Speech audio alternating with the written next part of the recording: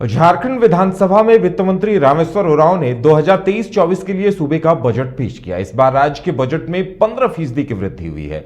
1,16,418 करोड़ रुपए का बजट सदन में पेश किया गया है। वित्त मंत्री ने इस मौके पर कहा भी कि इस बजट में सभी वर्गों का ध्यान रखा गया है, सभी वर्गों के सुझाव लिए गए हैं और सरकार को राजस्व संग्रह में भी 23% की वृद्धि का अनुमान है। हालांकि बीजेपी विधायकों ने बजट भाषण के दौरान ही वॉकआउट भी किया। अपने कुशल नेतृत्व और अथक प्रयास से सफलता पाई है।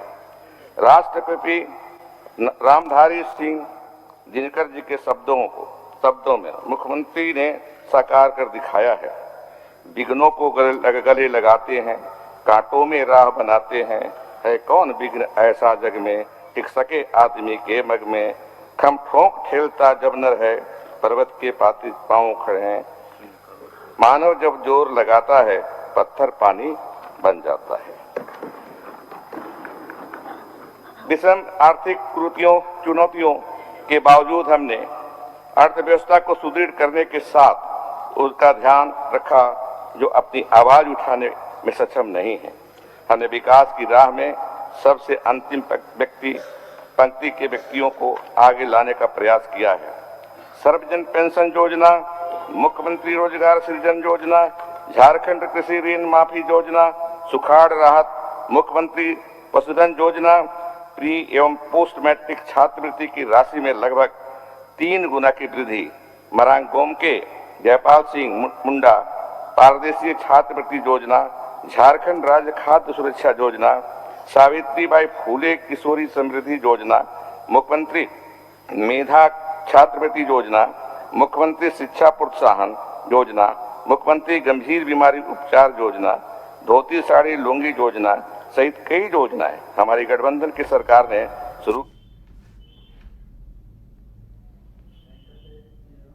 तो ज्यादा जानकारी के लिए हमारे साथ हमारे संवाददाता मदन है, क्योंकि जिस तरह से बजट पेश किया, सरकार का दावा है कि बजट काफी संतुलित है और बेहतरीन है, झारखंड को विकास की ओर ले जाएगा। लेकिन विपक्ष ने बजट का बायकॉट किया। विपक्ष ने क्या कुछ कहा है, क्या प्रतिक्रिया दी है, जानने के लिए सीधे चलेंगे संवाददाता मदन के पास।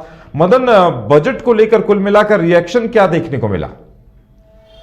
देखिए, जिस तरह से सरकार ये कह रही है कि हम समाज के हर वर्गों का ध्यान रखते हुए इस बजट को बनाए हैं और जिस तरह से ग्रामीण क्षेत्रों पर फोकस करने की बात, महिलाओं पर फोकस करने की बात, युवाओं छात्रों पर फोकस करने की बात की जा रही है, ऐसे में हम कह सकते हैं कि सरकार इसे दूरगामी बजट बता रही है। कह रहे हैं कि तुरंत ऐसी घोषणाएं नहीं है जिससे कि लगेगा कि राज्य के लोगों को तुरंत बड़ा तोहफा मिल गया, लेकिन ऐसी योजनाएं हम लेकर आ रहे हैं जिससे कि आने वाले भविष्य में लोग आर्थिक रूप से समृद्ध होंगे, किसानों की आमदनी बढ़ेगी, किसान जो है आत्मनिर्भर बन सकेंगे, जिनको रोजगार नहीं मिल रहा है वो उनको ऋण जो है आसानी से उपलब्ध हो सके, उस माध्यम में हम काम कर रहे हैं।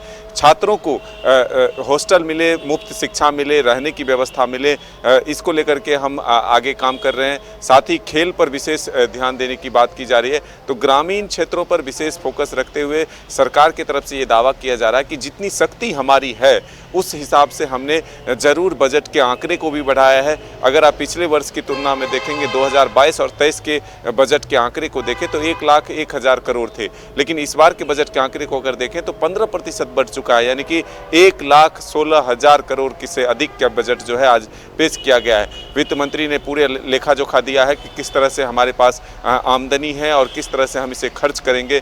जो ऋण होते हैं उसको लेकर के भी स्पष्ट किया कि जो कोई आम लोग ऋण लेते हैं तो उससे वो बड़े डरे रहते हैं, सहमे होते हैं, लेकिन सरकार अगर ऋण लेती है तो सरकार को डरने की ज़रूरत नहीं है, बल्कि अपने आय को बढ़ाने की ज़रूरत है और उसके माध्यम से उस ऋण को चुकता किया जाता है। वहीं दूसरी तरफ विपक्ष की अगर हम बात करें तो विपक्ष सीधे तौर पर इस बजट को विज़न विहीन बताया है। उन्होंने साफ तौर पर कहा कि कोई विज़न नहीं है इस बजट में, सिर्फ लोगों को ठगने का काम किया गया है।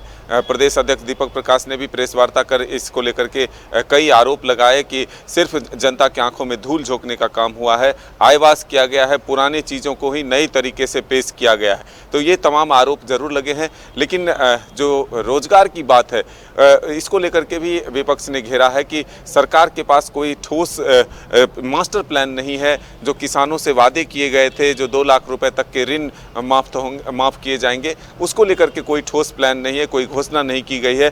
और अगर हम विपक्ष के और मजबूत जो आरोप हैं उसके अगर हम बात करें तो सीधे तौर पर वो कह रहे हैं कि जब सरकार के पास नीति ही नहीं है तो फिर वो क्या योजना लाएंगे। तो ऐसे में अब जो है सरकार को घेरने की कोशिश जब सदन की कार्रवाई शुरू होगी, हालांकि कल के बाद होली और कई त्यौहार को देखते हुए जो है अवकाश एक लंबे समय के लिए लगभग एक सप्ताह तक जो है हाउस नहीं चलेंगे। फिर उसके बाद जब शुरू होगी सत्र की कार्यवाही तब जाकर के ये देखने वाली बात होगी कि विपक्ष किस तरह से सरकार को हर उस विषय को लेकर के घेरने की कोशिश करती है, क्योंकि जो विभागवार चर्चा होगा बजट का तब उस दौरान सरकार को घेरने की कोशिश विपक्ष पुरजोर तरीके से करेगी।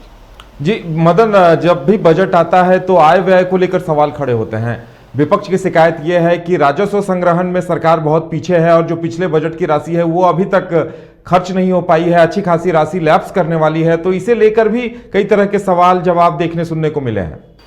वित्त मंत्री ने साफ तौर पर कहा है कि जो सरकार पहले की अपेक्षा थी उस अपेक्षा में हम राशि को खर्च करने में भी बढ़ोतरी पाए हैं। यानी कि हमारा लक्ष्य जो है सिर्फ आंकड़े बढ़ाने नहीं बल्कि पैसों को खर्च करने पर भी है, और जो पैसे बच रहे हैं उसको फिर से हम अगले वित्तीय वर्ष में उपयोग कर रहे हैं। लेकिन हमारा लक्ष्य है कि अधिक से अधिक राशि खर्च हो, उसकी मॉनिटरिंग की जाए, समीक्षा की जाए ताकि समय पर काम पूरे किए जाए और जो एक लक्ष्य हमारा है, जो बजट के आंकड़े हैं उसको हम छू सके।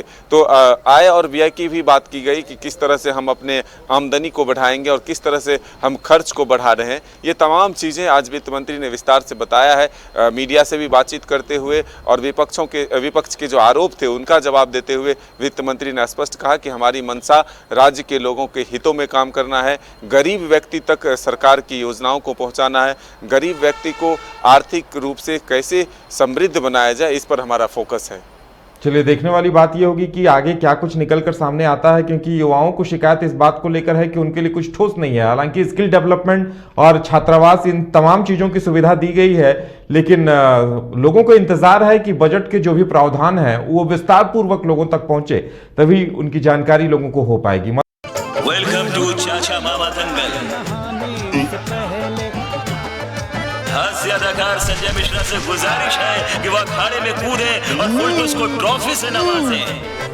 लगता है समाधि ले ली। अरे बुला रहे हैं। अरे बोल रहे हैं कि बुला लो। टॉप टेक सीमेंट, जो जोड़े तो छोड़े नहीं, मजबूती ही हमारी पहचान।